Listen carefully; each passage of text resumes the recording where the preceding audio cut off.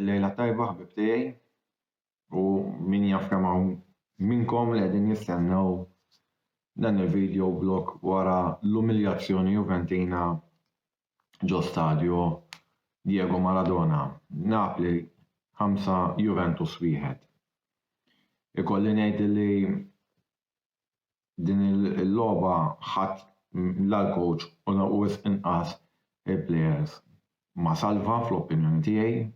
Da kien hemm enerġija, da kien hemm entużjażmu u żgur li ma kienx l-aħjar mod kif tista' taffronta lil-leaders meritati tal-klassifika.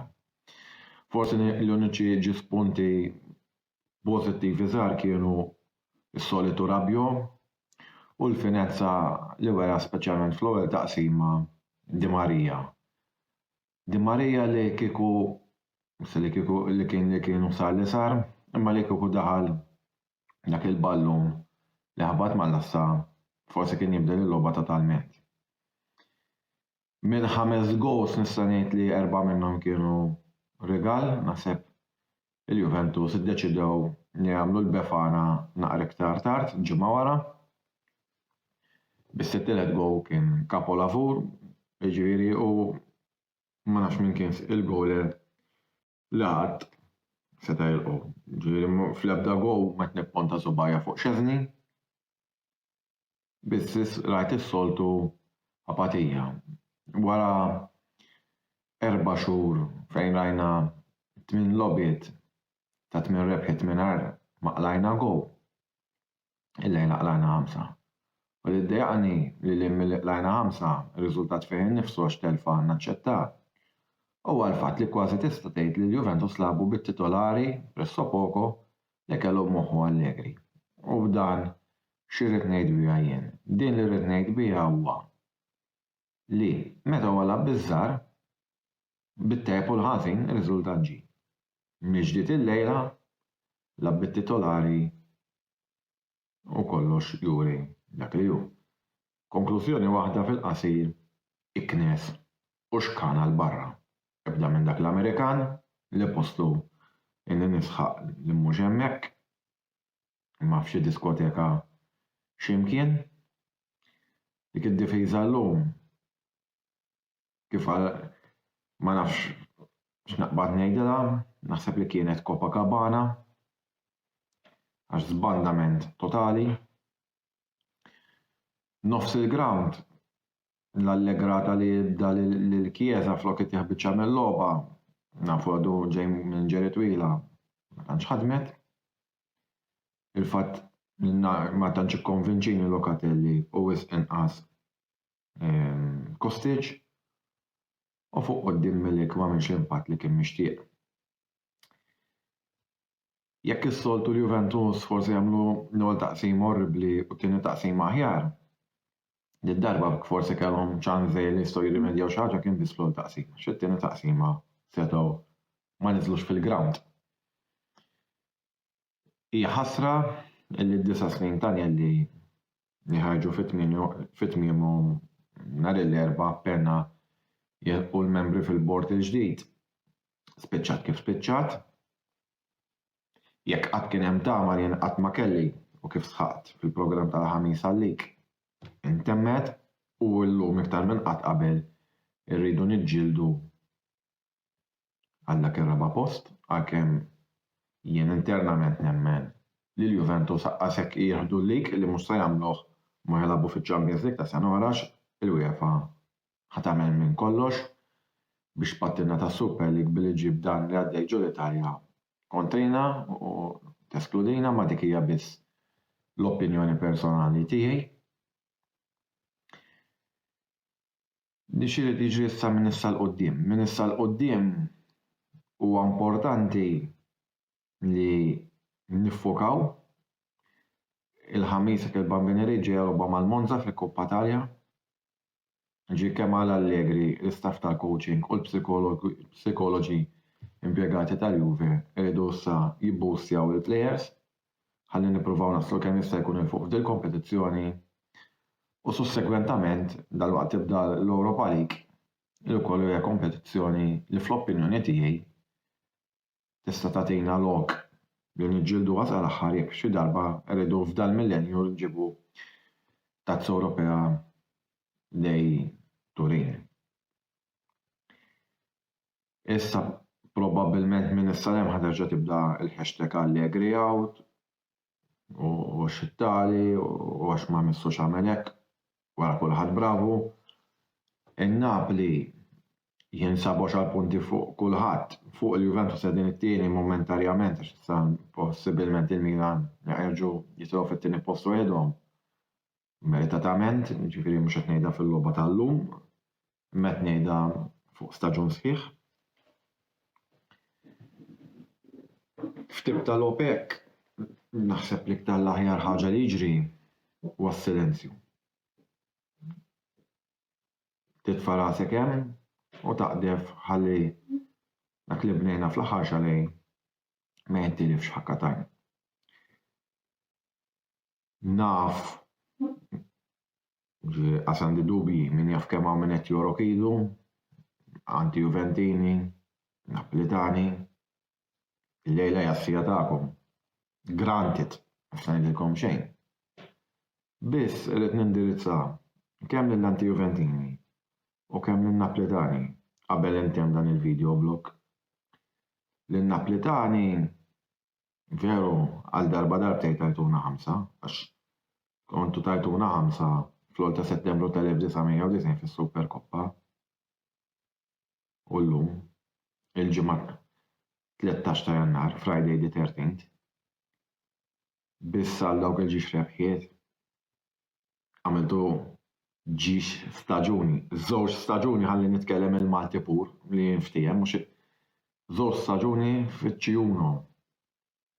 U għal dawk m'intomx biss għal staġunijiet tal-Juve fis-Serja B għattajtu 12 li jien niftakar il-maġġoranza tagħhom.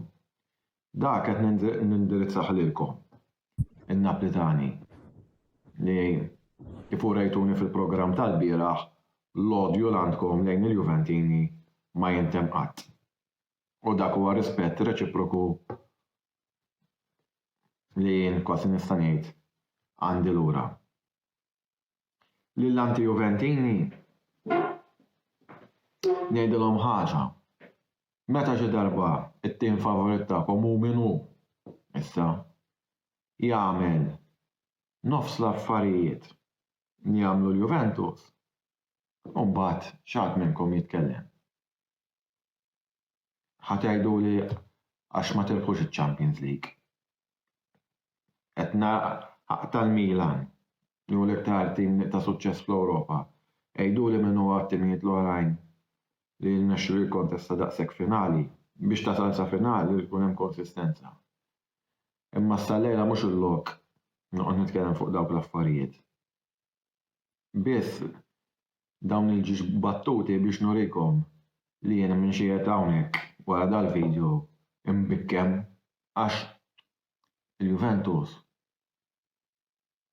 huwa qattus b'7 irwieħ. Dik biss ħanfakkarkom. Huwa l-jum bħalissa ferut. Il-lejla ma jfissirx li huwa għal-dejjem. U forsi l-affarijiet li għaddejna barra ma tantx jgħinu mhux ħawaħħal f'dawk f'Afronet. Biss ejja Juventini nħarsu l-qudiem. Logħba mal-Monza, logħba mal-Atalanta fil-lig il-ħatta wara, u mbagħad il-ħatta wara minn ġdid mal-Monza. Nittama jiġux irrepetuti mal-Monza l-iżbalji li rajt lura f'Settembru. Kelma waħda, kuraġġ fino alla fine u forza Juventus.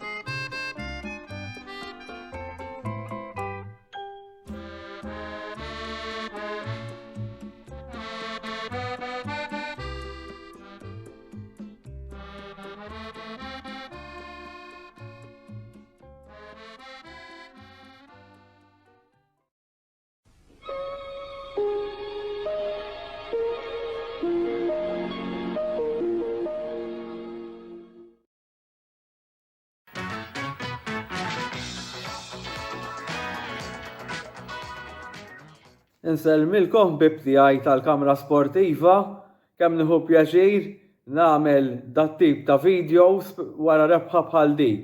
Manchester United 2, Manchester City 1. Tħallna għal din il-logħba konfidenza, tħallna għal din il-logħba b'ottimizmu u naħseb kienet logħba ta' żewġ taqsimiet. Fl-ewwel taqsima rajna ħafna il-Manchester United dominanti, ħafna, u naħseb li kellna niħtlu fl-ewwel taqsima minn fuq, però ma rnexxilniex inkunu minn fuq u dak il-ħin tibda tinkwieta ftit, tibda tinkwieta x'tibda tgħid meta qed tilab kontra tim li huwa l-aqwa tim fl-Ingilterra, il-Manchester City, li meta ġew chances ma ħadthomx, tibda tinkwieta li ovvjament se jkun hemm xi tip ta' risposta. Jien nagħti mertu kbir il-Erik ten Hag, ġifieri kif irnexxielu f'dik it-taqsima jinneutralizza totalment lis-City, ġifieri jiena ili nsegwi ħafna l-futbol Ingliż għal żmien twil. Il-Manchester City rari rajthom naħseb ineffettivi fil-passing tagħhom, fil-azzjonijiet tagħhom. Daqs kemm kienu fl-ewwel taqsima kontra l-United. Ġifieri dak huwa mertu kbir ta' Erik ten Hag. Imma l-fatt li tħallna xejn b'xejn tibda tinkwieta bħala partitarju għax tgħid issa probabbli ħajkun hemm xi mumenti li ovvjament is-City meta tqis l-iskwadra li għandhom. Li għandhom skwadra ġifieri fl-opinjoni tiegħi li aħjar minn tal-United, għandhom iktar bankina b'saħħitha li jistgħu allura jdaħlu il-players. U dak li ġara fit-tieni taqsima kellek il-Pep Guardiola li risponda mod pożittiv, bdejna naraw l-City li kienu iktar threatening fil-naħa tal-flanks. Infatti, ukoll bis-sostituzzjoni li għamel Pep Guardiola, is-City marru minn fuq. Jack Grealish u kif kienet sejra l-logħba, isom is-City bdew isommu ħafna l-possess ħafna ħjar. U tibda tinkwieta bħala partitarju li tgħid ħadd tkun jibsa għal United. Però hemmhekk terġa' tidħol il-kapaċità tal-coach tal-United li ġifieri tagħti mertu l-Guardiola li rnexxielu jbiddel il-logħba fit-taqsima, però mbagħad għal darba oħra raġa' rrisponda Ten Hag bis-sostituzzjoni ta' Garnacho illi kellu impatt pożittiv ħafna fuq it-tim. U nindajni mux fuq it-tim biss, meta tara plejer bħal Garnacho, illi nafu kemm huwa plejer kapaċi, kemm huwa plejer dribbler tajjeb, li naħseb li jista' jirranġa ftit huwa iktar kultant il-final ball tiegħu u l-finishing tiegħu. Però meta tara plejer bħal Garnacho bil-fors tittama bħala partitarju, allura anke dik mhux tagħti lift lit-tim, lill-plejers, imma tagħti wkoll lift li supporters u ma tilab home speċjalment dak huwa fattur importanti ħafna. Wasal il-gowl ta' draw, forsi bħala partitari nridu nammettu forsi hemmhekk li Rashford kien offside, Bruno Fernandes ma kienx, però jista' jkun ovvjament li dak kellu impatt fuq l-azzjoni mhux jista' jkun fl-opinjoni tiegħi jiena l-affarijiet ngħidhom kif huma u naħseb illi kien naqra unfair fuq il-Manchester City, però dak huwa l-futbol, dak huwa l-istaġun, ħajġu affarijiet kontrina u daqqa se jiġu favorina. U f'dawk l-4 minuti il-United għamlu miraklu u rnexxielhom jdawru l-wieħed xejn 2-1. Ġifieri emozzjonijiet running high, very high, ġifieri u għalhekk inħobbu ħafna din-logħba aħna għaliex naħseb l-ebda logħba jiena ma tagħti dawn it-tip ta' emozzjonijiet. U tlajna issa ġifieri qegħdin punt biss taħt il-Manchester City u qegħdin inħarsu wkoll il-qudiem għall-logħbiet li ġejjin kontra Crystal Palace away kif ukoll kontra l-Arsenal. Importanti li nżommu ħafna il-focus tagħna għaliex kultant wara rebħa bħal dik li jista' jkun huwa li tidħol ftit complacency fit-tim, però nemmen coach bħal Erik ten Hag dan mhux se jippermetti li jiġri hekk u jekk min jaf jekk nerbħu dawn iż-żewġ logħbiet li ġejjin min jaf x'nistgħu nagħmlu dan l-istaġun. Qed kif forsi ġieli tkellimt videos qabel qed nara bidla totali jiena fil-United, ġifieri dalija da Erik ten Hag huwa ġenju, ma stajniex naħseb għamilna għażla aħjar bħala klabb. Ġifieri meta tqis kif, ġifieri anka ġifieri meta tqis illi il-United ġifieri m'għadniex naċċettaw laqqas ġifieri għax naħseb meta tqis li kieku konna eżempju wieħed xejn taħt eżempju Solskjaer jew taħt eżempju Mourinho jew Van Gaal, dak it-tip ta' timijiet, dak it-tip ta' coaches li fil-xorta għamlu tajjeb tagħhom ukoll l-United, però ma konniex naraw din it-tip ta' attitudni rari. Jiġifieri issa ġejna mhux qed ngħidu forsi għax labna tajjeb ta' vera tlibna wieħed xejn, konna forsi żventurati għax l-ewwel ħafna kellna chances forsi ma ħadnihomx. Dik l-attitudni spiċċat. Sirna qisna nittrattaw għalija kriżi li titlef u hekk għandha tkun l-attitudni. L-attitudni tal-United kienet ħażina tal-players fl-aħħar snin. Isna konna ġejna nitħassru lilna nfusna għax dak tim aħjar minn dak ħajarbaħlek bil-fors. Ġieli jarbaħna timijiet ikbar minna, però ħafna drabi l-attitudni kienet tkun a beaten attitude. U dik sparixxiet totali. Ġifieri qegħdin nerbħu issa ir-rispett ukoll tal-opponents tagħna li saru jiġu ġewwa Old Trafford u anke meta nilagħbu away magħhom u jagħtuna r-rispett li jixraqilna bħala klabb. Ġifieri jafu li il-United mhux ħajkunu an easy opponents u se nagħtu logħba lil kulħadd. U dak għandu jkun għax finalment logħba titlef, logħba terbaħ, ħad tiġi drojiet, imma l-attitudni dik hija l-iktar ħaġa diffiċli li tgħallem lil xi ħadd. Jekk xi ħadd għandu the wrong attitude, dik ħad tkun problema. U Erik ten Hag irnexxielu jdaħħal dil-mentalità pożittiva fit-tim fejn finalment qegħdin naraw fl-aħħar wara ħafna snin attitudni u team spirit eċċellenti fil-United, ġifieri u jalla neqbaw sejrin hekk. Infatti l-aħħar żminijiet li konna jekk naħseb konna fi żmien Sir Alex Ferguson u nafu x'riżultati ta' Sir Alex Ferguson lill-United mhux qed ngħid li ħajerġa' jiġri l-istess għax il-futbol inbidel, però dik it-tip ta' attitudni naħseb li l-aħħar li rajnija kienet fi żmien Ferguson. Naħseb il-logħba r-rebħa tal-kontra City. Din ir-rebħa kienet we made a statement there that we are getting back to our best. Naħseb tajna wkoll risposta lil Manchester City wara dik ix-xeba li konna qlajna away fl-Etihad Stadium meta kont argumentajt li forsi dak it-test kontra City kien wasal kmieni wisq, però issa tajna ir-risposta lura. Norbot ukoll ma dak li qal Carragher, dal-aħħar konna qegħdin nisimgħu ħafna kummenti kemm il-United fadlilhom biex jalqu l-gap ma' clubs bħal Liverpool, bħal Manchester City, bħal Chelsea u bdew jissemmew 4-5 snin, però naqbel ħafna ma' li qal Carragher jiena illi meta inti jkollok struttura tajba, meta jkollok coach tajjeb li jaf x'inhu jagħmel, meta l-coach jitħalla jaħdem u Ten Hag jidher li qiegħed jitħalla jaħdem bil-mod li jħendilja s-sitwazzjoni ta' Maguire kif ukoll ta' Ronaldo jidher li ma kellux intħil jew almenu jekk kellu fil-klabb imma wera karattru illi huwa il-boss u huwa qed jimmaniġġja lit-tim u dik qed kellha impatt pożittiv ħafna fuq it-tim. Jiġifieri dis-sena diġà rajna illi l-gap tnaqqas mhux jiena qed ngħid daqqa waħda jiena xorta nemmen illi Manchester City huma favoriti fuq il-lig u mhux il-United għandhom ikunu favoriti.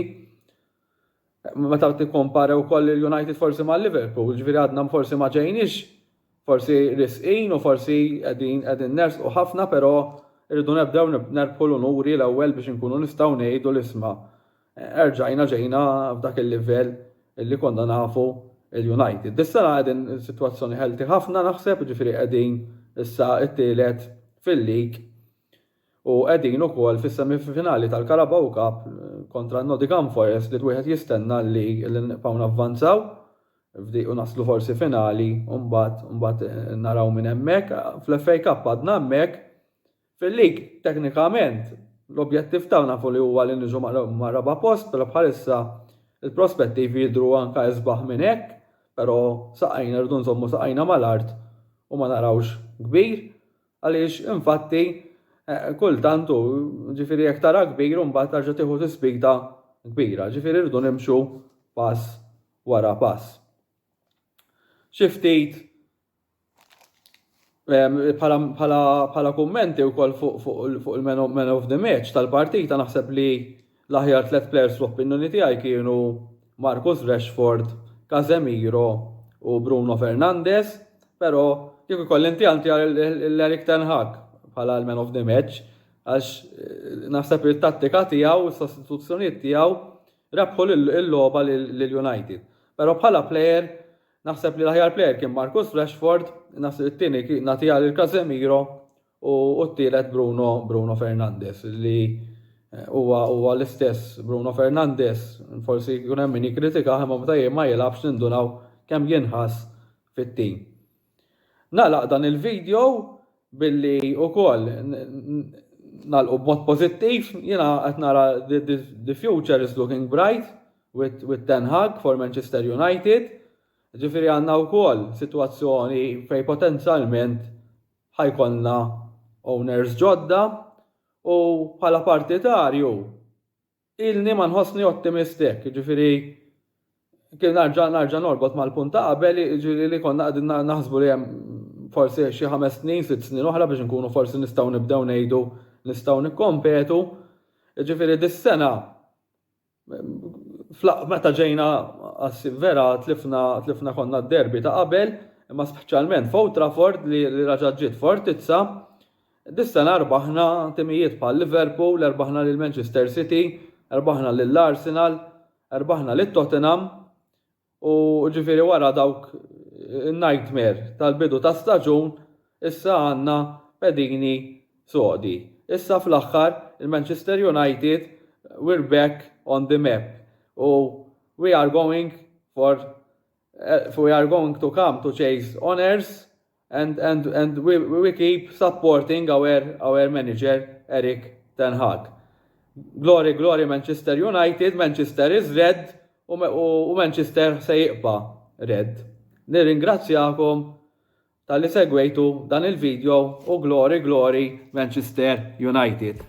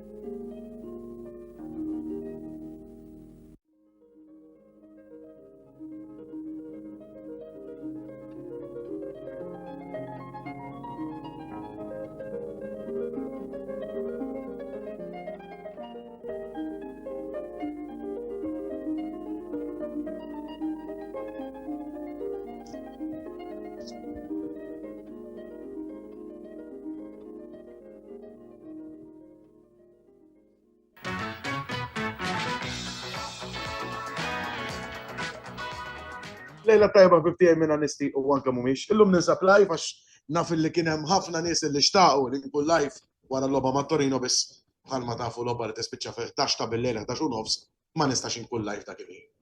Tridu tifhmu li ovvjament ta' kulħadd l-għader toq max-xogħol logħba fost il-ġimgħa u jiena wkoll għandi familja hawnhekk jkolli it-tfal illi kien ikunu ready mhux se nidħol live.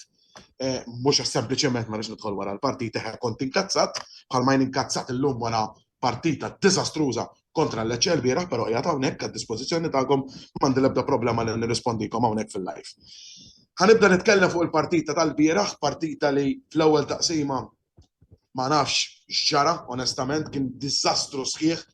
Nibda billi nsemmi li ma tistax tagħmel kummedja bħalma saret minn plejer professjonali ħafna u li dejjem tagħna servizz tajjeb bħalma hu Pier Kalulu illi qassam mod żbaljat il-Lecce u l-ballu cross Teo Hernandez jipprova jidħol biex jantiċipa l-plejer tal-Lecce minn is-Sejers Balkien strefezza il-ballun jaħbad ma' spaltu u jispiċċa biex btata Rużanov missa ngħid kif ngħidlu s-soltu għax jgħat live bħan iċ-ċensura kif ngħidlu s-soltu ħares il-ballun deħel bil-mod. M'għandux tort fil-go, però xorta m'għandix xi grazzja speċjali miegħu bħalma tafu. Ftit wara ġifieri għaddu 2 minuti biss, Di Francesco waħdu ma tata Rużano inkredibilment ixxutja barra, inkredibilment ixxutja barra. 5 minuti wara l-ewwel attakk tal-Milan. L-ewwel darba li Brahim Diaz innexxielu jantiċipa d-difiża tal-Lecce, daħħal ballun nofs tal Pobega, jixxuttja Pobega, jilqgħu b'sidru Falcone, jasal Anxiru, skor 4 gos fil-World Cup. U għax ma jafx ixxuttja bix-xelluk, xutja bil-lemin. U kien hemm li għandu rasu tuġġa għax laqatlu rasu fil-stands fil-ground Via del Mar ħadlu rasu kemm ta' fawoli. U eċetera eċetera. Il-Lecce reġgħu bdew telajn u sabu t-tieni gol. B'bravura oħra, daħal il-Gigo, Gigo, żgur, u ċċek għaddaw Gigo. U għandek xi messaġġi ħatqalu lek Grande Lecce, anzi ġejtu drom ix-xejn ħadtu punt. Għandek Għandek nieħdu passi tkunu diżastru u Kalulu li talaqulu. Mela, tista' tgħid li ftit minn huma dan nies ħalli nirrispondihom. Stessni għandek Rendel Chris John u Charles Gauci. Mela, Rendel Chris John. Baqbaqx ħafna x-xorta punt ħatieħdu. X'inhu? Saret. Mela, Rendel Chris John tal-Belt u tal-Inter. Ħalli ngħidlek li għaraftek d-darba mill-ewwel u li ħorat li Charles Swireb. Ejba, u Ertin wieġbu għallu Charles Gauci x'ħatajt fuq Kalulu baħna. Ertin, m'għandniex għalfejn għawal personali billi ngħidu illi bniedem li nsemmu l-aġġettivi. Dan huwa interist u li saħallu jifras. Nall-erba ġie Super Cup. U ħankun live wara l-logħba jiġri. Għan anticipakom li ħankun live wara l-partita jien mal-editur qed ngħidha minn issa kont se ngħidha wara, però ngħidha minn issa biex ma tasbux li qed nibża. Sewwa għasek kittun erba' u ħankun. Mhux qed ngħidilkom illi ħankun b'mod kuntent. Sewwa għax ovvjament jekk tiġi telfa mhux hekk xtaqtu.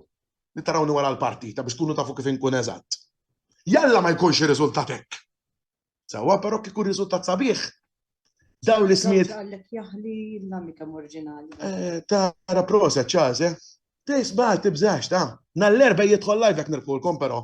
Ħalli mbagħad il-parola ngħiduh live, ta' m'għandi l-ebda problema jien. Ta' kemm inti u kemm Chris John, Grendel, eċetera, eċetera. Waħda ngħidilkom jien, punt fuqkom għadna, u jekk għalli jista' jkun insejtu. Sewwax bħalissa aħna mhux sejrin tajb, b'mod intom sejrin xi tajjeb intom ta' u ħeb xejn mal-Verona. Sewwa, ma tajtuhom xi 10 l-Verona, qasta, ma mitux bħala Atalanta li taw 8 l-Salernitana tagħna with all due respect. Sewwa, kemm infakkarkom illi d-derbi aħna rbaħni ħtak forsi nsejtu se ġiratu ġiru. Forsi jerġa' jdurna l-erba' ma nafx kif tkun qed darba. Sorry għandna fliqat quddiem imma qed nirrispondi l-interisti. Nerġa' ngħaddek li kont qed ngħid fuq il-partita. Li ġaraw l-imbaqlajna t-tini go, iwa, ħana nagħtu oħra ta' Kalulu, ġietu logħba ħażina. Għali skrinjar qatt ma ġietu logħba ħażina. Ġeddittu l-kontratti spjatkom lew.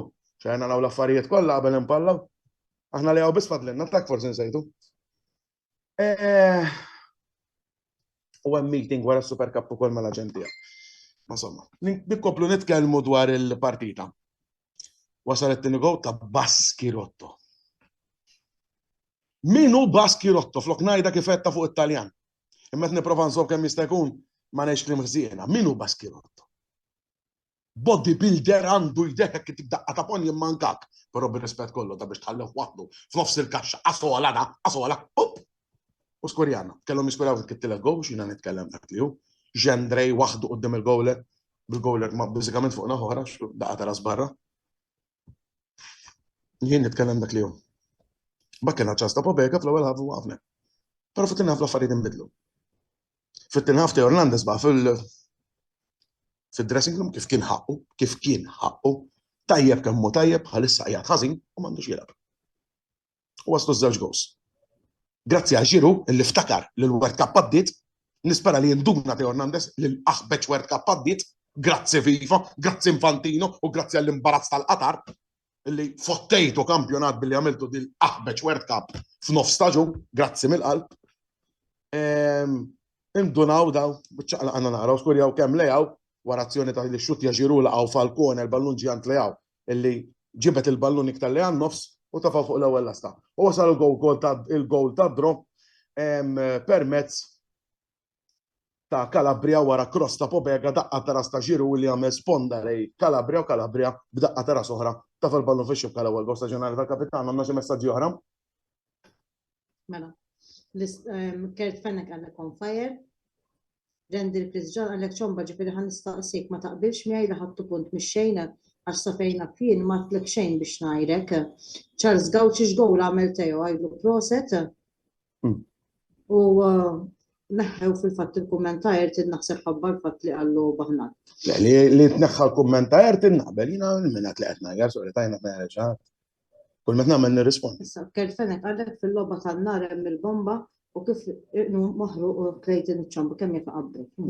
Proset, Kert Fennek, ma kif intom interisti kollek, kabbi rispett kollu lejkom ta' interisti tutu tkunu biex taqgħu fil-ħara letteralment, sorry l-espressjoni, jiddispjaċini però ħajkolli ngħidha. Għalfejn tidu tpallaw fil-vojt jekka, ma tafux titkellmu bħal nies. Jien qed noffendi xi ħadd minnkom. Laqqas xejn, però bir-rispett kollu ta' imma l-fej pallaw hekk. Randy Chris John, ħanajdlek ismek full. Tista' tgħidli fejn offendejtek jien? Semmi li fejn. Charles Gauci vojt bir-rispett kollu ta'. Bir-rispett kollu, bniedem vojt ma nafekx, però bniedem vojt.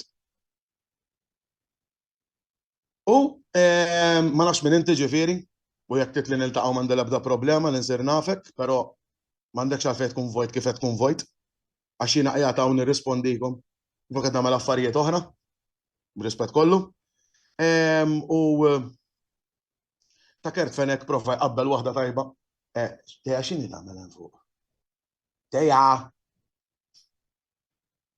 Waħda meqtaqet is-soltu storja, qed tagħmel xi ħaġa, tafek ma nsemmihomx f'kull kien ħajkonna inġej. Il-gow ta' Tejhom, għana jkunx l-erba l-gow ta' Tejhom, ħabib. Min jaf? Min jaf ikunx l-erba l-gow ta' Tejhom? Sa naraw. Iż-żmien itina pariri jgħidu. Hemm xi kummenti oħrajn? Fuq l-istess ħaġa mhux qed tibqgħu sejrin mela Kert għallek laughing out loud the way chill out guy, Randy għallek reġa' tifana kollha f'kiffa waħda. Għallek jien mhux bħal nies qed inkellmek, Charles Gauci ħadd ma joffendik. U Martin qed jgħid il-editor mhux lilek biex ineħħulu l-komment lil dan ukoll mhux li tiegħu biss. B'rispett kollu. Jekk tidu li nitkellmu fuq futbol. Jiena m'għandi l-ebda problema li nitkellem fuq il-futbol. Qed tgħid li qed nitfaqgħu f'pezza waħda b'rispett kollu, qed tkunu intom kollha li qed tattakkawni. Jiena qed biex titkellem fuq futbol, m'għandi l-ebda problema nitkellem fuq futbol. Però fuq futbol. Fuq futbol. Mhux biex inwaqqgħu l-affarijiet. Għax nerġa' ngħidilkom, punt fuqkom qegħdin, jekk forsi insejtu, punt fuqkom qegħdin. L-uniku ħaġa għandkom aħjar minna ngħidkom fil-Koppa Talja. Dak hu. Qegħdin fl-ottavi taċ-Champions dik it-tnejn li aħna. Sewwa? Fil-kampjonat nerġa' ngħidilkom qegħdin punt fuqkom u qegħdin fis-Super Cup nhar l-erba'. X'inhu dal-ħesil kollu? Isma'. Tet-telfiet kull manna dal-istaġun aħna ta' fil-kampjonat. M'għandniex ħamsa bħalkom.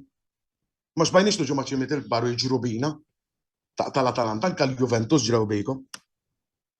Sorry imma kif huma l-affarijiet qed nitkellem issa, intom irbaħtu biss mal-Atalanta u sibtuhom fl-għażmien. Ukoll. Aħna mat-timiet il-kbar ma tlifniex waħda, ħlif ma' Napoli li ma kienx ħaqna nitilfu.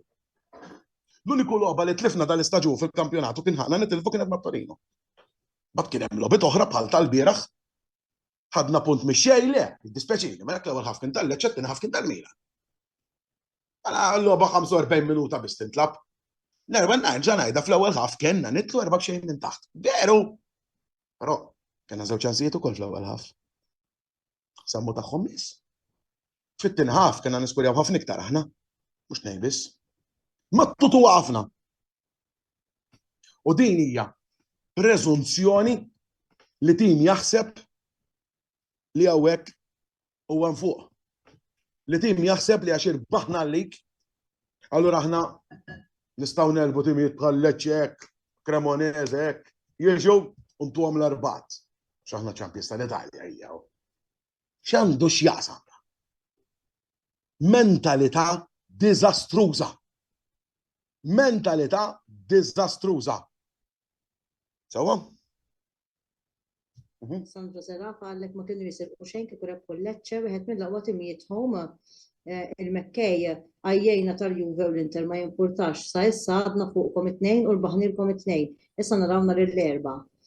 Charles Gauci reġa' saqsik jekk taqbex li kontu il-fortuna tal-istaqtu punt. Ne, ma saqniex punt, għalfejn din ngħidu saqna punt. Għallek jien mistoqsija mek mhux attakk u qatt ma attakkajtek u għadek ma rispondejtniex. Nerġa' ngħidu m'għandhom ngħid l-istess. Klejt infakkarhom min huma l-Kings tal-Ewropa. Rendi l-erbaħna man Napli wkoll. Ejwa sejt. Charles Gauci jiena li 11 ħmar kontu ġo Lecce. Brejdi ċomba taħseb li l-era Pioli beda tmim tagħha. Ma tarax. Kieku Deżerbi, sorry, ikun coach futur Milan. Li dilli li hu skora Milan. Tajjeb qed titkellem sieħ bi proset. Ma nistaw iġa biex għatli ħafna issa, mela ħanibda pass, ħanibda ta' Brady għax ovvjament aħjar nibda għax ta' Brady għadu fil-squad minn niftakru. Mela, l-era Pioli b'tispiċċaċi ġifieri, u għajja. Spiċċata ġejna żewġ drojiet u telfa. Isma' b'rispett kollu taf kemm żammejtuh il-Solskjaer wara xeba jitlef punti. U tiġi tajt li l-naħku l-Pioli. Għajja, darabbaħna l-lik ta' namlu bħal l-Lester, allura li wara l-Iranjer rabbaħom il-lik, kacċaw il-barra wara xarej, jo bħal Tukel, rabbaħ Champions League mal-Lecce, ma' Chelsea, sorry, mal-Lecce, rabbaħ kienet naqra gaffari, rabbaħ Champions League mal-Lecce, sorry. Umbat neħħieħ ftit wara, għaliex, sajrin tajjeb taħt Potter Chelsea, mawx player, saru qsom il-PSG, daw kull player li raw irridu hu jieħduħ. Anka ħadu xismu Mudrik insejr mal-Arsenal, ħadu ulom. Jisom hekk fissati li jġibu l-plejers daw bħalissa, is-suċċess li qed jagħmlu enormi. Issa, naddu għall-interisti. Jaħasra jiena qatt met li qed noffendi lil xi ħadd. Tidu taqlaw polemika fuq ix-xejn. Ma xejn qed nirrispondikom. Minix noffendi, ma għax li qed toffenduni jew qed noffendikom lura. Ejju, ġattilkom le, ma sraqniex punt. Le, sraqna punt kieku kien hemm xi gow irregolari. Nerġa' ngħidha l-ewwel ħaf kien tal-Lecce kien ħaqhom ikunu minn fuq, it-tieni ħaf kien tal-Milan kien ħaqna nġibu drog. Tistgħu tgħidu lil-Lecce fit-tieni ħaf xut srajtu lejn il-lasta? Autogol ieħor ta' Tomori kien ġej fl-aħħar ibqija xejn. Kif tiġu tgħidu li sraqna punt? Mela l-logħba 45 minuta ddum. Fl-ewwel taqsim iva. L-ewwel taqsima kieku konna drog konna niġu sraqnija. Iva, m'għandix problema. Prof-tieni taqsima le. Issa jekk għalikom sraqna punt, mela sraqna punt, għalikom però jiena ma nqabilx le. Hemm xi kummenti oħrajn? Għal min semma kemm aħna tajbin fl-Ewropa ma nibqgħu serien bil-passat issa ta'. Għax allura jiġu l-Juventini u jgħidu kemm aħna tajbin fl-Italja rbaħna 38 lik jew kemm ħadu. U għejja. Il-passat ninsew qegħdin fis-sena 2020, sorry, 2022-2023. Dak huwa l-istaġun. Nitkellmu l-ħadna lik is-sena l-oħra iva x'tiskudet todu. Fuq il-flok tagħna sa Mejju, Ġunju, ma nimmaġinax li ħajibqa' qed nammetti wara ma nafx kemm imma din l-ewwel darba li qed nammetti lin Napoli tista' tgħid huma Champions tal-Italja. U minix qed ngħidek b'sens li nixtieq li ma jkunx hekk għax jiena nixtieq li naħdu lik aħna, imma minix qed ngħidha biex nistithom. Qed ngħidhax nemmen li veru hekk hu. B'disa punti ma nistax nimmaġina lin Napli ifallu 3 logħbiet u aħna minn issa sa Ġunju ma nitilfux logħba oħra. Sorry, anzi, nirbħuhom kollha hija impossibbli. Hija possibbli, allura nemmen li Napli ħadu lik. Hemm xi kummenti oħrajn? Sandro qal Banda ġenninkom fit-tieni ħav. Banda ġenninna fit-tieni ħav, ta' x'logħba raħi. Sandro x'tkun jom? Zerafa. Sandro x'logħba rajti? Banda ġenninna fit-tieni ħav kwarta daħal banda. X'għamel banda? Ta' xi xut, kull ma ġab frikik ta'. Imma nistax nifhem x'logħbit tara. Bir-rispett kollu x'logħbit tara. Allura xut li tawkom il-Verona ġennew, kom għax taw xut, u għajja, xieżiet. Rendir qal Klejt bħalissa qisu ma' mlebda tim hemm il-kbar inform. U żżar li kellhom il-plejers magħhom qed jagħmlu sorpriżi għax qegħdin inform iktar. Naqbel miegħek fil-fatt li għandni kif għadt il-World Cup fottit il-kampjonati domestiċi. U da mhux il-Milan biss. Il-Juventus l-istess eżempju.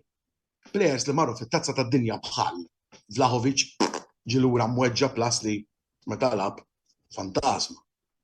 Bħalissa nipprova niftakar plejers oħrajn. Però jekk tafu anzi jgħidulhom li intom m'hemm plejers oħrajn, Kostic eżempju mhux l-istess Kostic. Rabjom mhux l-istess Rabjom. jista' jkun illi daw ċertu plejers riedu jilagħbu tajjeb ħabba t-tazza tad-dinja, issa li għaddiet qed jiġu mhux għal abiebhom ma forsi ma ġewx każ daqshekk. Marko, ovvjament, sfortunatament il-Napoli Champions, u żewġ pupi jikbu. Marko għabħali għamti Napoli nafu, għax tagħmel Marko, għax tagħmel, u fimni. High five għamlu, komen Napoli, għax aħna tajt reppunna t-nejbu jħetek, u ma kiex għaqqom intom tawkom il-ħamsa. U Brady għallek Napoli Champions, Milan Tom Forin kella jżal ma jkollu Pioli. Ma kiex għandek għal Pioli, ja. Ista' nifhem x'għandek għal Pioli, ħalluh naqra għal da Pioli. Ejwek, ma jġiex top 4, un bat najdlek illi għemżon iġdulu naqra widneħu forsi jiva. Kamon, ta' innaħħu l-tlifna xie sittaħna. Jek nitilfu l-erba, nitilfu mal-Lazio, ma s-Sassuolo naħdbena ħsiba. Tisem l-ewwel 3 lobit li ġejjin, sewa.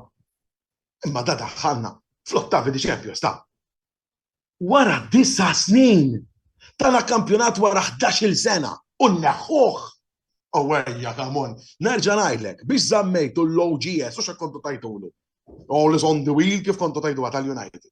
Biex żammejtu lilu li ġibtu l-Ten Hag u rejtu d-differenza tal-futbol, sewwa, u għal min kien jgħid li ma nafx jien ngħid ħanaqbex għal ġażejra fuq il-kampjonat Ingliżi ma qed nitkellem ma' Brady bħalma jaf kulħadd huwa supporter tal-Manchester United, jiena t-top 4 ħajkunu Arsenal, City, United u Newcastle. Meta qed tagħdi inti tajt iċ-Chelsea u Liverpool.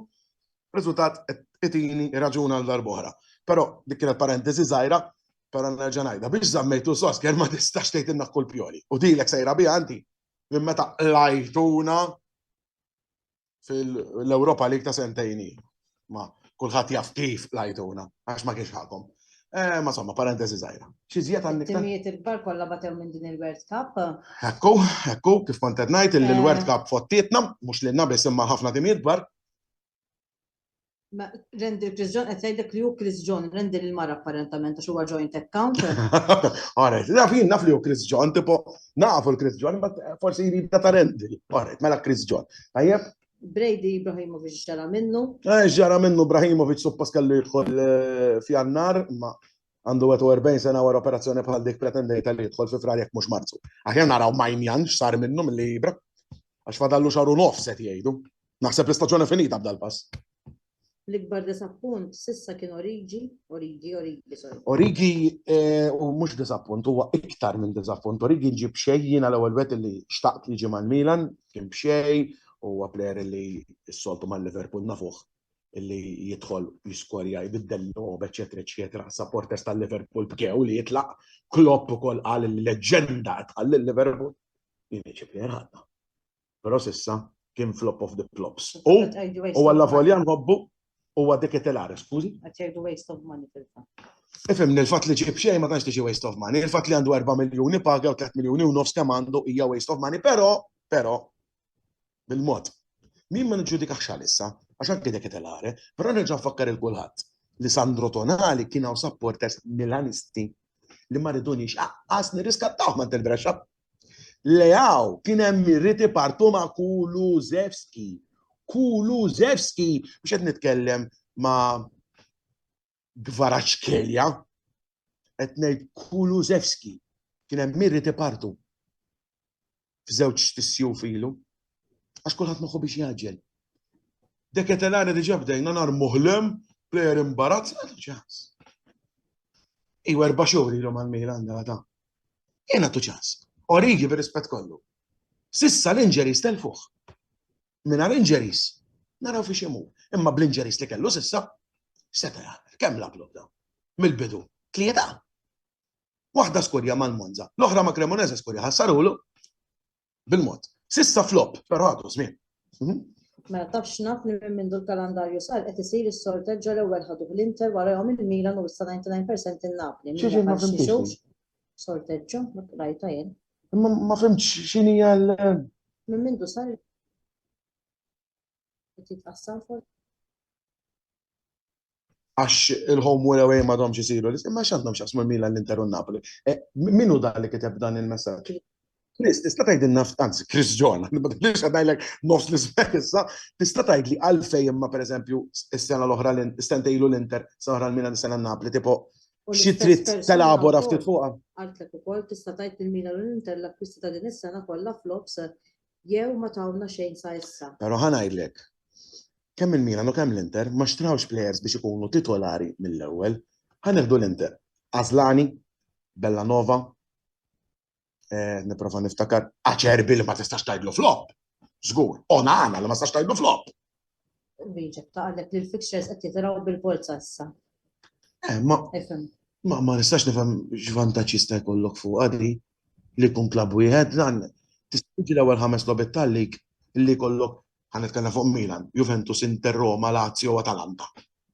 Issa jkunu l-aħħar 5 sena l-oħra, l-aħħar 5 logħbiet tal-Milan għal min forsi nesa kienu Fiorentina, Verona, Sassuolo, Atalanta u Lazio. U Lazio. 5. U rbaħnihom kollha. Ġifieri. Fil-kastijaj nara daqsxejn ma tagħmilx sens, sens ħażin, tifhimniex ħażin minix qed ngħidlek, imma jiena ma naqbix miegħek ħanajdlek ma naqbix miegħek ma li qed tgħid. Brady għalek Majnjan inħass ħafna, ħader ħajġi jiftaħlek il-kodba fuq sieħbek. Ta' baħnanu ħanajdlu hekk flok ngħidlu kif ngħidlu s-soltu. Lejaw plejer kbir, wieħed mill-ewwel plejers li hawn bħalissa dik qed rentu f'ċans. Ekku. Għaw xaħtu għalek tonali differenti lejaw fuq il-linja devastanti għalla ħares memxu. Chris qed jgħidlek li m'intix tifhem. Vera mhux tifhem. Mela, ħanitkellem dwar Tonali. Tonali flimkien ma' Benna Sera x'jiena nemmen illi flimkien huma żewġ plejers fantastiċi, wieħed uħobb l-arma tal-Milan il-ġiela tal-jab kollox plus il-sibu kull imkien u nħass ħafna l-bieraħ. Fil-naħa l-oħra Benna Sera qed jagħmel l-aqwa staġun tiegħu kemm ilu li ġeddet il-kuntratt huwa plejer enormi, qed jilgħab lob kbir għal ħares m'għandniex lilu bħalissa għax ma nafx naqbad ngħid aktar. Lejaw min-naħa tiegħu qed nittama li ġeddet u it-tazza tad-dinja ġabitu ftit b'saqajh mal-art għaliex ra illi fil-verità mal-Milan biss huwa meqjus daqshekk tajjeb, kif rajna mal-Portugal dan ma bedix logħba waħda. Jiena ma qbilx ma' Fernando Santos. Min issa ngħidha kif jgħidu huwa mhux nista' ma kera bil-Malti, min fehem fil-verità Santos lesse ma jgħidux jgħiduha mod ieħor ma tista' ngħidha. Però min m'għandha ġiet tajba lina għax aħjar hekk.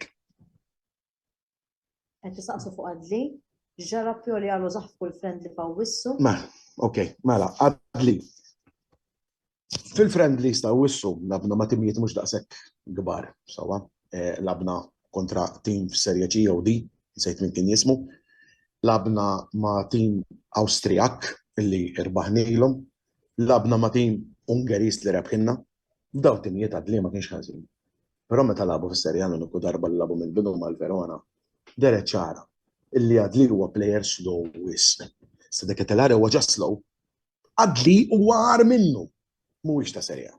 Mhuwiex ta' Milan anzi, għalissa jiena kont inselfu. U għadna fiċ-ċans inselfu. Għax qiegħed hemm ma' xejn.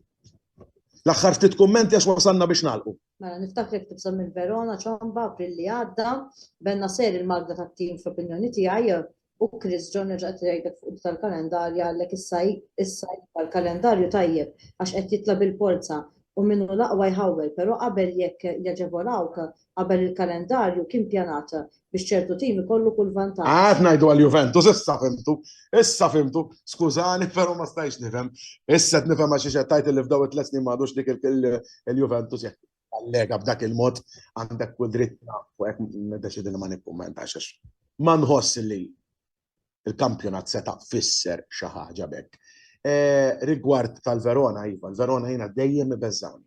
Għal min forsi ma jafx, il-Verona konna nsejħulhom fat tal-Verona u dan raġuni li fl-1973 kellna nilagħbu logħba kontra l-Verona li kienet tfisser il-lig tal-Istilla. Fil-ground tal-Verona kien hemm supporters Milanisti biss għax daw xtraw il-biljetti tal-Verona kollha. Zigoni dak li kellu t-tifel jilgħab pal-Milan daħal u qal Domina l-jom ġewa biex jiċċelebra għek taħares il-fuq taħares il-ground, daw illi kellum ma jahdux, il-Verona dawna 5. 5-3. Vekki għala 5 dik il-loħba, fatt nsemmi li vekki ma sejrenek, ma narawx futbol. ma spiċċaċ fl-1990 il-Verona jerġgħu jagħmlu ilna jerġgħu itelfuna kampjonat u jgħidu il-Juventus mifloka. Il-Napoli. Ma somma.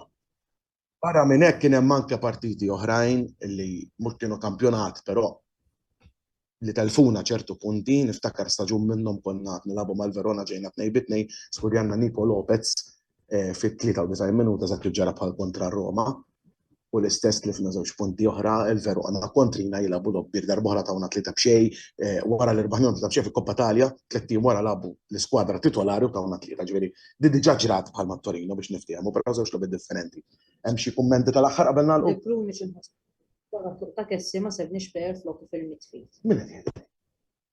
Josef Camilleri jew Joseph? Josef, il-ħabib tagħna tal-Arġentina Josef insellmulu. Josef ifhimni, jiena naħseb li Krunic mhux titolar. Krunic dejjem kien plejer li fej Pioli kellu bżonnu nagħbu, iva, nemmen li nħossuh, però ma nistax noqogħdu sejrin hekk għax allura nħossu kulħadd.